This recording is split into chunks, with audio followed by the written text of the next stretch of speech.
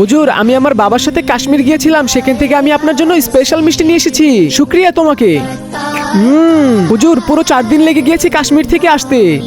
অনেক মজা তো মিষ্টি। হুজুর, আমার অনেক ইচ্ছা আমার সামনে আপনি সকল মিষ্টিগুলো একটা একটা করে খাবেন। আচ্ছা ঠিক আছে। হুজুর, মিষ্টিগুলো কি একটু বেশি মজা?